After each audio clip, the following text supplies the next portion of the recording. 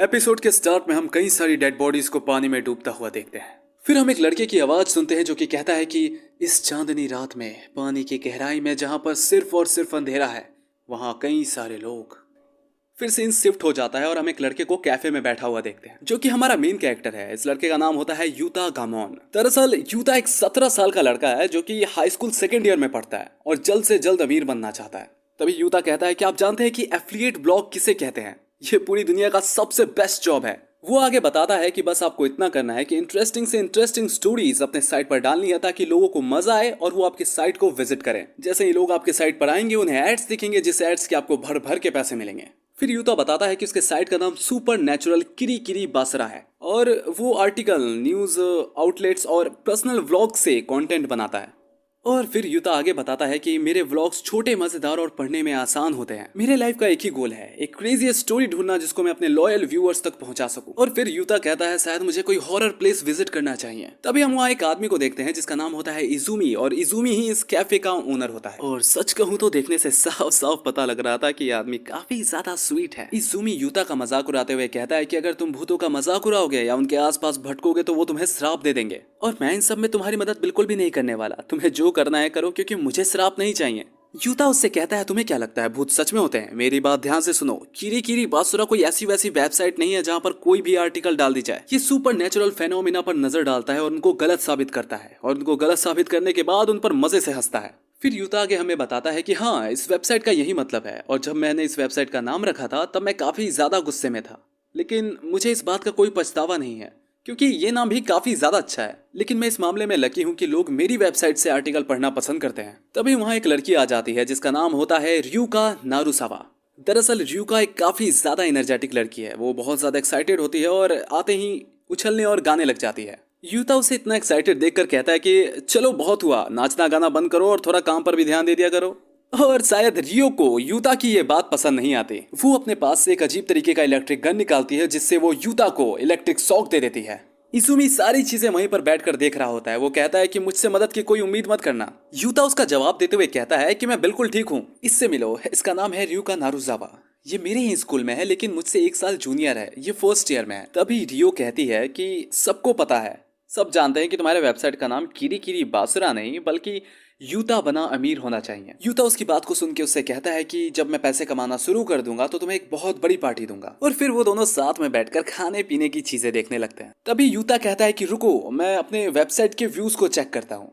Check करने के बाद पता चलता है कि उसके वेबसाइट पर कुछ खास व्यूज नहीं आए होते हैं। साइट के व्यूज देखने के बाद यूता कहता है कि ये तो मेरी सोच से भी ज्यादा मुश्किल निकला।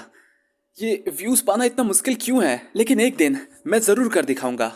फिर हम देखते हैं कि इजुमी टीवी ऑन कर देता है और टीवी में एक शो चल रहा होता है। उस शो पर हम एक आदमी को देखते हैं जिसका नाम होता है इसायुकी हिजिगामी। हिजिगामी कहता है कि आज हम भूतों के ऊपर बात करेंगे और इसे साइंस के नजरिए से भी देखेंगे। फिर उस शो का एंकर कहता है कि प्रोफेसर हिजिगामी, जैसा कि मैं समझ पा रहा हूँ आप सोसाइटी ऑफ फिजिकल रिसर्च के इकलौते ऐसे मेंबर हैं जो कि जापान से हैं। इस पर प्रोफेसर हिसिगामी कहते हैं कि हाँ, और एसपीआर एक ऐसी सोसाइटी है जो सुपर नेचुरल फेनोमेना यानी भूत प्रेत वाली घटनाओं पर रिसर्च करता है और उसको बढ़ावा देता है। हिसिगामी आगे ये भी बताते हैं कि 1882 में ये ऑर्गेनाइजेशन कॉलेज कैम्ब्रिज यूनिवर्सिटी के ट्रिनिटी कॉलेज में बना था। हिसिगामी ये भी बताते हैं कि काफी पॉपुलर लोग भी इस ऑर्गेनाइजेशन के मेंबर रह चुके हैं। तभी वहां बैठा एक आदमी जिसका नाम तकासी होता है, वो कहता है कि तो एसपीआर की हिस्ट्री इतनी ज्यादा पुरानी है। तकासी आगे ये कहता है कि अगर आपकी जैसी सोच हम सभी की हो जाए तो ये समाज कभी आगे नहीं बढ़ पाएगा। और आज के समय में जब साइंस इतनी ज्यादा तरक्की कर चुका है, कौन भूत प्रेत की बातों पर यकीन करता है?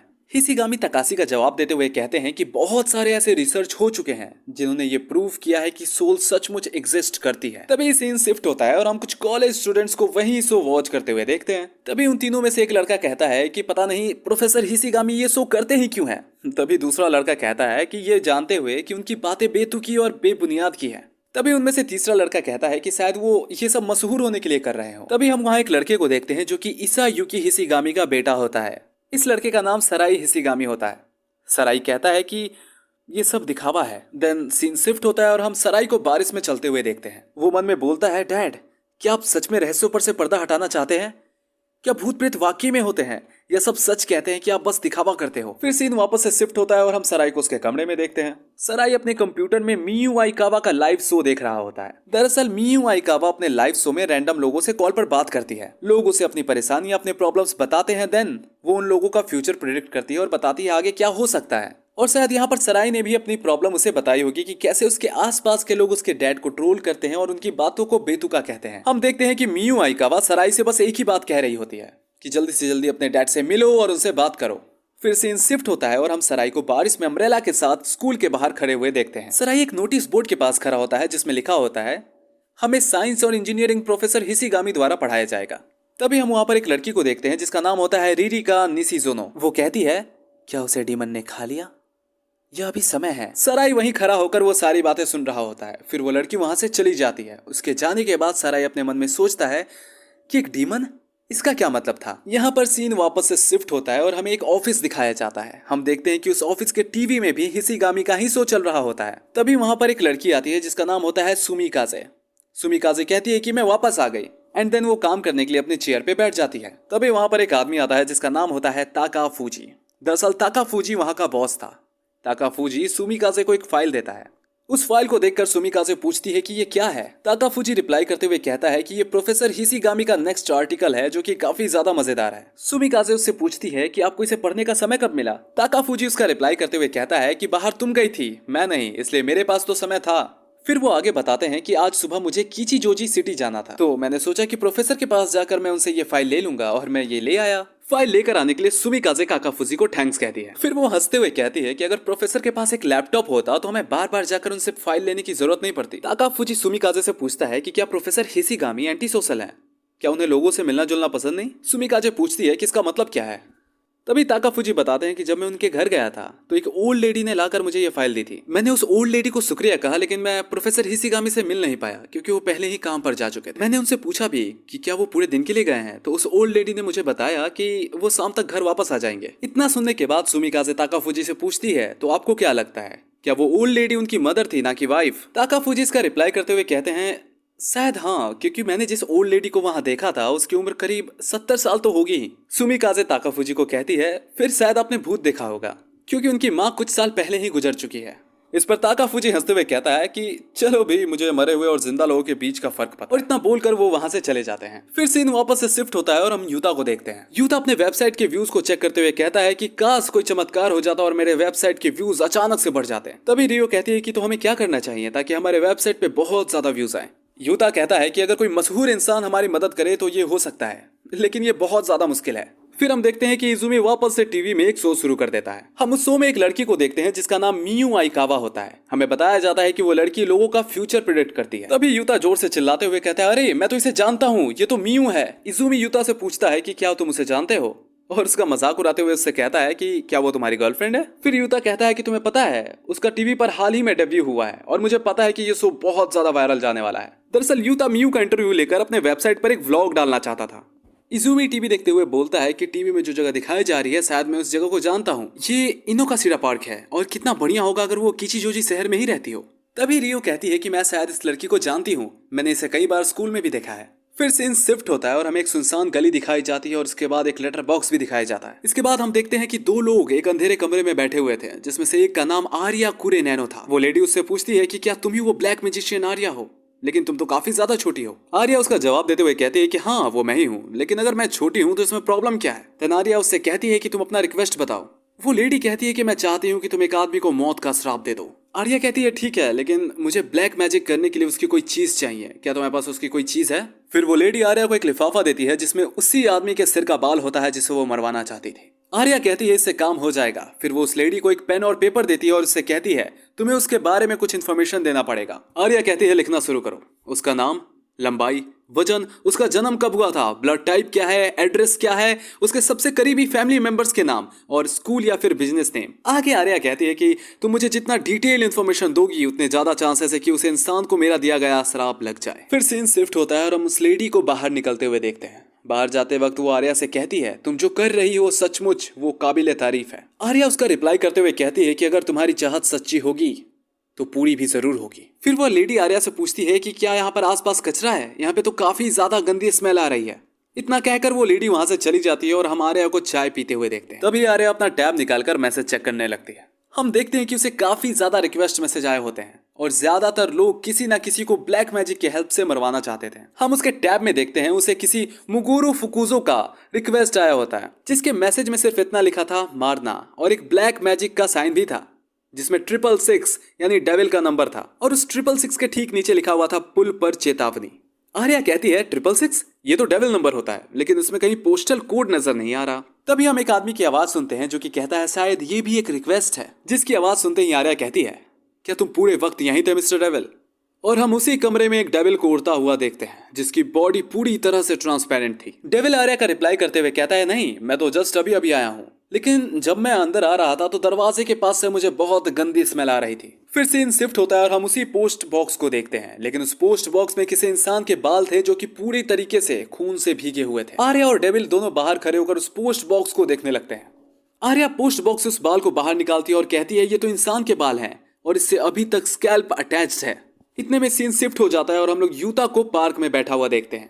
उसने अपने हाथों में एक डिवाइस ले रखा था जिसे स्काई सेंसर कहते हैं। यूता उस डिवाइस के बारे में बताते हुए कहता है कि ये स्काई सेंसर BCL रेडियो मेरे डैड ने मुझे मरने से पहले दिया था। फिर वो उस डायल को घुमाते हुए कहता है कि मुझे इन डायल्स पर नहीं देखना है और ना ही मुझे अपने कानों पर भरोसा करना है, मुझे बस इसे अपने हाथों से फील करना होगा।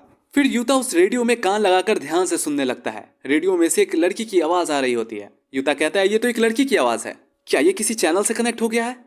ऐसा नहीं हो सकता क्योंकि ये शॉर्ट वेव को ट्रांसमिट नहीं करता। फिर यूता कहता है कि शायद डैड को पता होगा कि ये क्या है। तभी हम वहाँ रियो को देखते हैं जो हमेशा की तरह काफी ज्यादा एनर्जेटिक और एक्साइटेड लग रही थी। रियो यूता के पास आती है और कहती है अपना नाम बताओ, और फिर उसी इलेक्ट्रिक गन से उसे शॉक दे देती है। फिर हम यूता को मन में बोलते हुए सुनते हैं कि कुछ समय से मैं रियो के लिए फील करने लगा हूँ, शायद मैं उसे पसंद करता हूँ। सीन फिर से शिफ्ट होता है और हम उन दोनों को स्कूल में बात करते हुए सुनते हैं। यूता रियो से कहता है कि मैंने सोचा कैसे नहीं, आखिर तुम और मियो दोनों एक ही स्कूल में तो पढ़ते हो। और फिर हमें पता चलता है कि मियो स्कूल में ही है और रियो यूता को मियो से मिलवाने के लिए स्कूल में लेकर आई है।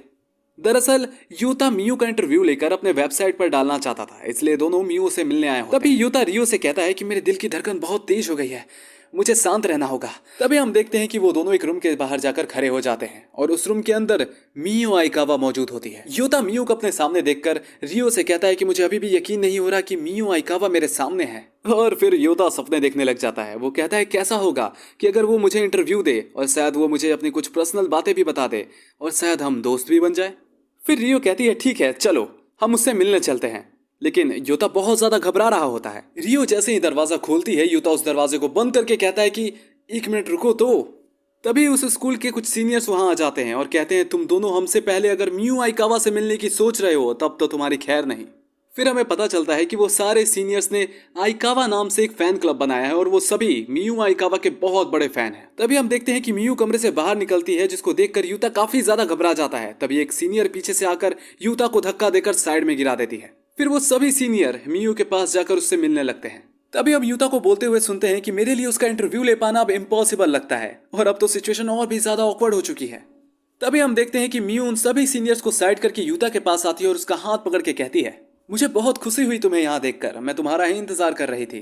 दरअसल वो उस भीड़ से बचकर निकलना चाहती थी इसलिए उसने ऐसा किया। फिर सीन शिफ्ट होता है और हम उन तीनों को उसी कैफे में बैठा हुआ देखते हैं और फिर यूता मियो आइकावा का इंटरव्यू शुरू करता है। वो उससे पूछता है कि मैंने सुना है कि तुम किसी का भी भविष्य बता सकती हो, जिसका रिप्लाई करते हुए आइकावा कहती है कि हाँ ये सच है। ऐसे ही काफी ज्यादा बातचीत के बाद तीनों में काफी अच्छी दोस्ती हो जाती है और फिर तीनों आपस में डिसाइड करते हैं कि तीनों मिलकर रिपोर्टिंग करेंगे और किरी बासुरा वेबसाइट को चलाएंगे। यूता मियो आइकावा से कहता है कि क्या तुम तैयार हो रिपोर्टिंग की दुनिया में कदम रखने के लिए। तभी वहां इजुमी आ जाता है और अपने टैब में उसी ब्लैक मैजिक शॉप को दिखाता है, जिसको देखते ही यूता कहता है मैं तो इस जगह को जानता हूँ। यूता कहता है कि ये तो क्रिम्सन मैंसन है जहां पर ब्लैक मैजिक होता है। फिर यूता चेयर पे खड़े हो जाता है और चिल्ला चिल्ला के कहता है कि ठीक है आगे बढ़ो और मुझे बढ़िया से बढ़िया स्टोरीज ढूंढ कर दो। तभी रियो यूता पे चिल्लाते हुए कहती है फिर तुम क्या करोगे।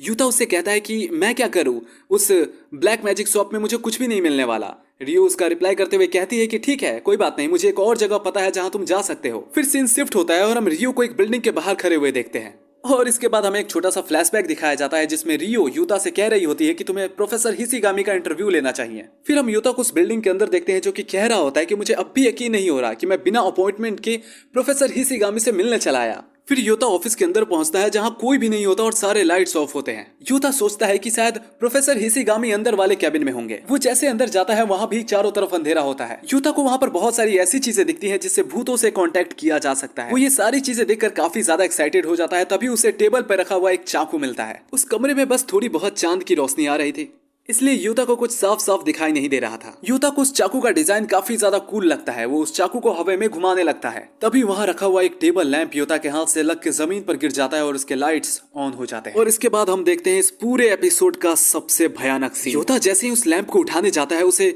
वहां पर प्रोफेसर हिसिगामी की डेड बॉडी मिलती है, जो कि पूरी तरह से खून से लथपथ थी और उनके सर के बाल मानो जैसे किसी ने चमड़े के साथ नोच लिए हो। फिर योता उस चाकू की तरफ देखता है जिस पर पूरी तरह से खून लगा होता है और खून पूरी तरह से योता के हाथ में भी लग चुका होता है। और उस डेड बॉडी को देखकर जैसे योता पूरी तरह से सन्न पड़ गया हो। और इसी के साथ ये एपिसोड यहीं पर खत्म होता है। बाकी के सारे एपिसोड्स के लिंक तुम्हें नीचे डिस्क्रिप्शन में मिल जाएंगे। तो कमेंट करके नीचे जरूर बताना यार कि तुम्हें इस पूरे एपिसोड में सबसे मजेदार क्या लगा। और हाँ, चैनल को सब्सक्राइब कर लो और प्लीज वीडियो को लाइक कर देना और हो सके तो